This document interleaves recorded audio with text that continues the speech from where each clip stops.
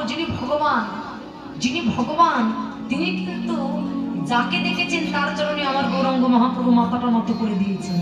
তাহলে যিনি ভগবান সেই যদি নত করতে পারে তাহলে আমরা কেন তো অহংকার করি? একটা কথা মনে রাখবেন, উচ্চ শিক্ষায় শিক্ষিত হলে বা IBM পাস করলে, অনেক লেখাপড়া শিখলে সেই ব্যক্তিকে কিন্তু জ্ঞানী মানুষ বলা যাবে।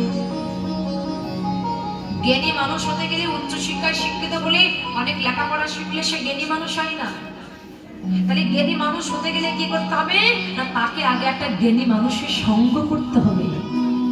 এই যে স্বামী বিবেকানন্দ, তিনি এত জ্ঞানী মানুষ হলেন, তার এত নাম হলেন, মহাপুরুষ হলেন কেন? কিসের জন্য? ওই IBM পাশের দ্বারাই নয়, তাহলে সাধক রামকৃষ্ণ পরমহংসদেবের মতো গুরুদেব ছিল বলে তাই তিনি জ্ঞানী মানুষ। এই জন্য জ্ঞানী মানুষ হতে গেলে আগে তাকে একটা জ্ঞানী মানুষের সঙ্গ করতে হবে। তাই যদি কোনো ব্যক্তি মনে মনে চিন্তা করে যে আমি এত বিদ্যা জানি, এত লেখাপড়া শিখে ওই ভিখারির মতো যাদের দেখতে তাদের পায়ে হাত দিয়ে আমি প্রণাম করবো, তাহলে তোমার বিদ্যার গৌরব নষ্ট হয়ে যাবে। গৌরাঙ্গ মহাপ্রভু আমাদের মতো জগৎজীবকে ডেকে বলেন, ওরে মূর্খ, এই ভাবটা এই কথা যেন তোমার ভিতরে না আসে। যদি কেউ বিদ্যার গৌরব করে তবে সে কখনো কোনোদিন আমার কৃপা লাভ করতে পারবে না। বলছে সাধুগুরু বৈষ্ণবকে দেখে যেন তোমরা খুব বিচার করতে যেও না। দেখেন অনেক ব্যক্তি আছে, অনেকে আলোচনা করে যে আমরা কোন বৈষ্ণবের পায়ে হাত দিয়ে প্রণাম করবো। এই যে তুমি যে বলো যে বৈষ্ণবের পায়ে হাত দিয়ে প্রণাম করো, তা কোন বৈষ্ণবের পায়ে হাত দিয়ে প্রণাম করবো? আমাদের গ্রামে কয়েকটা বৈষ্ণব আছে, তাই একটাও ভালো না। তত্ত্বদর্শীগণ সিদ্ধান্ত দিলেন ও একা ভালো, জগতে আর কেউ ভালো না। আসলে দেখার মতো চোখ নাই, তাই ও দেখতে পাই না। একটা সিদ্ধান্ত দিলেন, বলছে তোমার যদি বড়লোক হবার সাত জাগে তাহলে তুমি একটা কাজ করো। কি করবে না, তোমার কোমরে একটা লোহার জালের কাঠি বেঁধে নিয়ে তুমি সমুদ্রের ধারে চলে যাও। এবার আমি কি করলাম, আমি সমুদ্রের ধারে চলে গেলাম। বলছে ওখানে যত পাথর পাবে পাথরের উপরে তোমার লোহার জালের কাঠিটা তুমি স্পর্শ করাবে।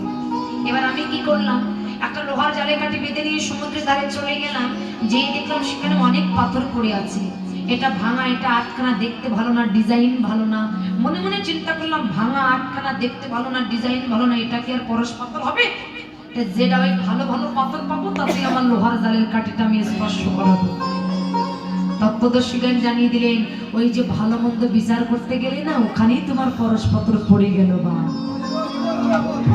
ভালো মন্দ বিচার করো না, টেরা বেকা দেখো না। যে কয়টা পাথর পাবে ওই পাথরের উপরে তোমার লোহার জালের কাঠটা তুমি সোয়াতে চলে যাবে। দেখবে যে পাথরে লেগে তোমার লোহার জালের কাঠটা সোনা হবে, সেটা পরশ পাথর মনে করে তুমি ঘরে আনবে। তুমি নিজে বড় লোক হবে, অপরকে বড় লোক করতে পারবে। তেমনি আমাদের মতো জগৎজীবকে জানিয়ে দিলেন, সাধুগুরু বৈষ্ণবকে দেখে যেন কেউ বিচার করতে যেও না। এ ভালো না, এ খারাপ, এ বিচার করবার জন্য তুমি নও। ওর চরিত্র খারাপ ও যাই হোক না কেন, আপনি থেকে বৈষ্ণব কেন সেবা করুন, আপনার প্রতি ভগবান খুশি থাকবে। ওর চরিত্র খারাপ কেউ ভালো কি মন্দ এটা বিচার করবার জন্য আমার ভগবান আছে। আপনি যখনই বিচার করবেন আপনি অজান্তে বৈষ্ণব চরণ অপরাধী হয়ে যাবেন। এই জন্য বিচার নয়, যে কয়েকটা বৈষ্ণব দেখবে বৈষ্ণবের চরণে তোমার উঁচু মাথাটা নত করে দেবে, এই বৈষ্ণবের কৃপা হলে তুমি ভগবানের কৃপা লাভ করবে। একদিন দুর্বাসা মুনি, দেখুন মায়েরা, একদিন দুর্বাসা মুনি কুন্তির ঘরে গিয়েছিলেন সেবা করতে, কুন্তিকে পরীক্ষা করবার জন্য। কুন্তিকে ডেকে ডেকে বলেছিল যে মা, আজকে মধ্যাহ্নকালে আমি তোর ঘরে আতিথ্য গ্রহণ করতে চাই।